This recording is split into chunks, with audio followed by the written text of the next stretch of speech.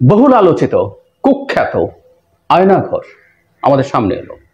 আমরা অনেক ছবি দেখলাম, আমাদের প্রধান উপদেষ্টা আরো কিছু উপদেষ্টাকে সাথে নিয়ে আমাদের সাংবাদিক কিছু কিছু গুম হওয়া মানুষজনকে নিয়ে আয়নাঘর দেখেছেন এবং এটা আবার তীব্র বিতর্ক ট্রিগার করেছে। আমি সেটা নিয়ে মূলত কথা বলবো, কিন্তু তার আগে আরেকটা দিক একটু দেখে আসা যাক। সেটা হলো একটা পুরনো কথা নতুন করে আমাদের সামনে আবার প্রমাণ হলো। সেটা হচ্ছে একটা গণতন্ত্র কাজ করার পেছনে মিডিয়ার ভূমিকা।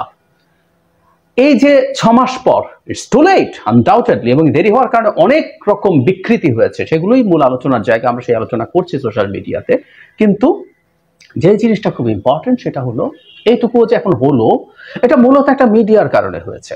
নেত্র নিউজ তারা কয়েকদিন আগেই একটা রিপোর্ট করেছে এবং সেখানে তারা জানিয়েছে সেনাবাহিনীর অনিচ্ছার কারণেই আমাদের প্রধান উপদেষ্টা সহ অন্যরা এই যে আয়নাঘর আছে, ডিটেনশন সেন্টারগুলো আছে, সেগুলো দেখতে পারেননি। এবং প্রধান উপদেষ্টা সেই রিপোর্টে নেত্র নিউজ তাসনিম খলিলের সাথে কথা বলে জানিয়েছেন যে তিনি যাবেন as early as possible with all the people. So কিভাবে মিডিয়া কাজ করে তার একটা খুব চমৎকার এক্সাম্পল। এবং ভবিষ্যৎ বাংলাদেশ আমরা এটুকু বলে রাখবো যে মিডিয়া যাতে কেউ কোনো না কোনো ভাবে কারসাজি করতে না পারে, নিয়ন্ত্রণ করতে না পারে। একটা সরকার স্বৈরাচারী হয়ে ওঠার প্রথম পদক্ষেপগুলোর একটা হচ্ছে মিডিয়াকে নিয়ন্ত্রণ করা, কোনো না কোনো ফর্মে, কোনো সুবিধা দিয়ে, টাকা পয়সা দিয়ে, কোনো রকম চাপ প্রয়োগ করে। এই কারণে আমরা দেখবো ইভেন একটা ভালো নির্বাচনের মাধ্যমে নির্বাচিত একজন প্রধানমন্ত্রী নরেন্দ্র মোদী যখন স্বৈরাচারী হয়ে উঠছেন, তিনি ভারতের মিডিয়াগুলোকে অপ্রেস করছেন, করতে করতে সেগুলো এখন তার নিয়ন্ত্রণে বা কবজে আসার পর তার কোলে এসে বসেছে। সে কারণে গদি মিডিয়া হয়েছে এগুলো। আমরা এইটুকু একটা গুরুত্বপূর্ণ ফাইন্ডিং। নেত্র নিউজ আর একটা ভালো কাজ করলো, তাদের চাপেও এতদিন পরে হলো। কিন্তু এখন যে মূল ডিবেট গুলো হয়েছে সেগুলো খুবই ভ্যালিড, যে সত্যিকার অর্থে এটা আমাদের এই অন্তর্বর্তী সরকারের জন্য একটা বড় ব্যর্থতা। দীর্ঘ 6 মাস এই আয়নাঘর মানে এই গুমের ডিটেনশন সেন্টার গুলোতে যাওয়া যায় নাই। গুম নিয়ে কয়েকটা কথা একটু বলি এবং যে ডিবেট গুলো আসছে সেগুলো না একটু পরে বলি। সেটা হচ্ছে, আমি বহুবার বলেছি কিন্তু আমার গুমের প্রসঙ্গ আসলে কয়েকটা কথা যুক্ত না করে আমি পারি না। সেটা হচ্ছে, গত সরকার যতগুলো অপরাধ করেছে, মানবতা বিরোধী অপরাধ, তার মধ্যে গুম ইভেন বিচার বহির্ভূত হত্যাকাণ্ডের চাইতে টাফ এবং ভয়ঙ্কর জিনিস। মৃত্যুর চাইতে এটা ভয়ঙ্কর, আই রিপিট। কারণ যে মানুষটা বেঁচে আছেন, তিনি বেঁচে আছেন কি নেই, তিনি বেঁচে থাকবেন কি থাকবেন না, তার এরকম চিন্তা আছে, তিনি বিভৎস পরিবেশে টর্চারের মধ্যে জীবনযাপন করছেন। তার চাইতে জরুরি কথা, পরিবারটা যে অবর্ণনীয় দুঃখ, দুর্ভোগ, কষ্টের মধ্য দিয়ে যায়, সেটা কোনো তুলনা হয় না। আমার সৌভাগ্য বলবো, আমি এরকম কিছু ইতিহাসের ঘটনার সরাসরি সাক্ষী হয়েছি।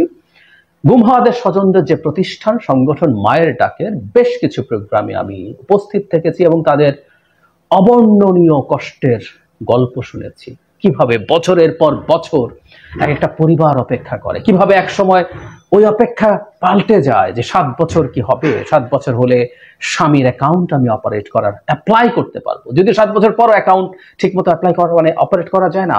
এক বিভৎস সংকট।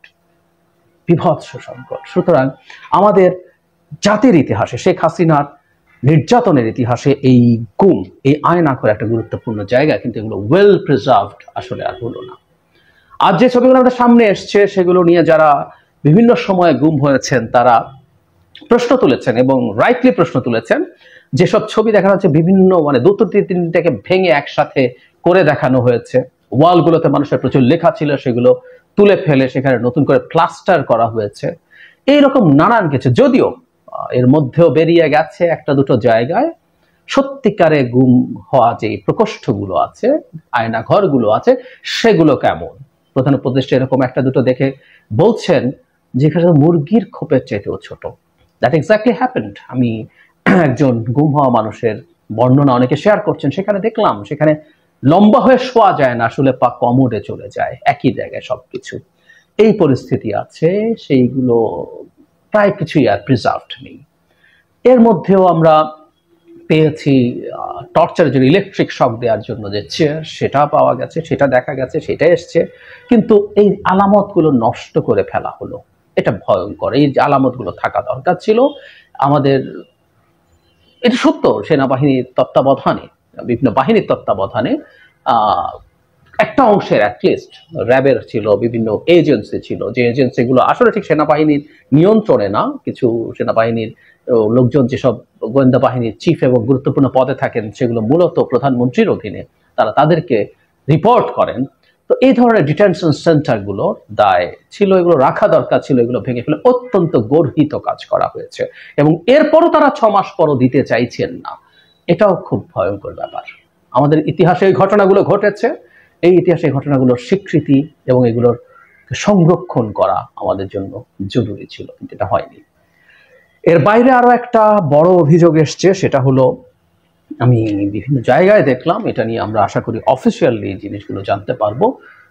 এই যে স্বজনদেরকে নিয়ে যাওয়া বলা হয়েছিল, যারা স্বজন তাদের অনেকে এবং খুব সিগনিফিক্যান্ট অনেক মানুষ যেতে পারেননি, অভিযোগটা হচ্ছে তাদেরকে যেতে দেয়া হয়নি।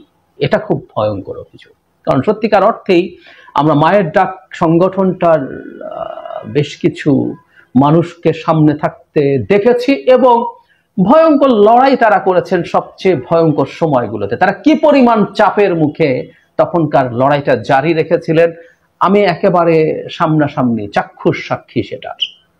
কিন্তু এদের অনেককেও আমি দেখিনি এবং জানলাম তাদেরকে যাওয়াটার জন্য ডাকা হয়নি এবং টু সাম এক্সটেন্ট প্রিভেন্ট করা হয়েছে। কাউকে কাউকে এটার বিরুদ্ধে, কাউকে কাউকে এটার জন্য অভিযুক্ত করা হচ্ছে, কোনো কোনো উপদেষ্টাকে। আমি জানি না এটা কেন হলো। প্রধান উপদেষ্টার সাথে মায়ের ডাকের প্রতিনিধিরা যাবেন না, এটা হতে পারে না। আজকে অনেকেই, আমি প্রায় বলি যে অনেকেই বিরাট বিরাট বীর হয়ে যান। শেখ হাসিনার সময় যারা লড়াই করেছিলেন, কিভাবে লড়াই করেছেন, ওই ইতিহাসটা ভুলতে মনে খুব বেশি লাগবে না। আমি নিজেও খেয়াল করি আসলে 5 আগস্টের পর বিরাট বিরাট বিপ্লবীরা হাজির হচ্ছেন, হাজির হয়ে সবকিছু এটা হচ্ছে না, ওটা হচ্ছে না, এটা এভাবে করলে হতে হবে, ওটা ভাবে করতে হবে, এই করতে হবে, সেই করতে হবে, এটা করে দেখিয়েছি, সেটা করে দেখিয়েছি, নানান কথাবার্তা বলেন। আমরা এখানেও কি এরকম একটা চর্চা দেখলাম? যদি এটা হয়ে থাকে এটা খুবই মর্মান্তিক হবে। আমি চাই সরকার তার জায়গা থেকে স্টেটমেন্ট দিক এবং আয়নাঘরে রিকনস্ট্রাকশন করুক। ধরুন একটা রুমের মধ্যে 3টা বা 2টো এক্সস্ট ফ্যান দেখা যায়, একটা রুমে 2টো এক্সস্ট ফ্যান আয়নাঘরে থাকবে, হতে পারে না। 2টো মানে ওটা 2 রুম ছিল, ওটাকে 1 রুম করে দেখানো হয়েছে। 3টা এক্সস্ট ফ্যান আছে মানে ওখানে 3টা ছিল, রুম ভেঙে এখন একটা করে দেখানো হচ্ছে। আরেকটা কথা একটু জরুরি, মানে ভেঙে ওনারা আসলে কি নিশ্চিত করতে চান?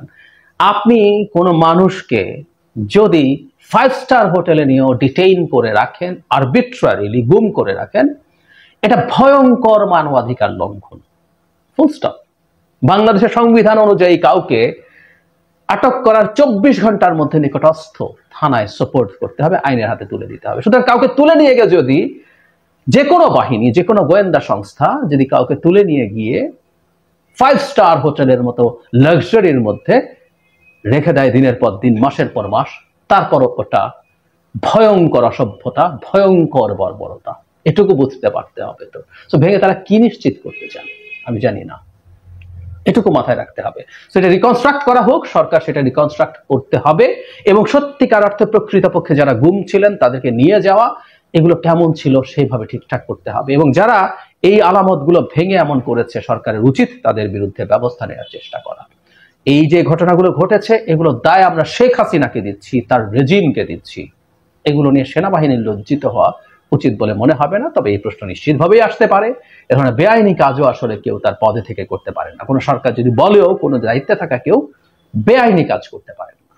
এই রাষ্ট্রের প্রত্যেকটা বাহিনী, প্রত্যেকটা এজেন্সি জনগণের টাকায় চলে, রাষ্ট্রের প্রতিষ্ঠান, এবং তারা কাজ করবেন সরকারের নির্দেশে, কিন্তু আইনি চৌহদ্দির মধ্যে।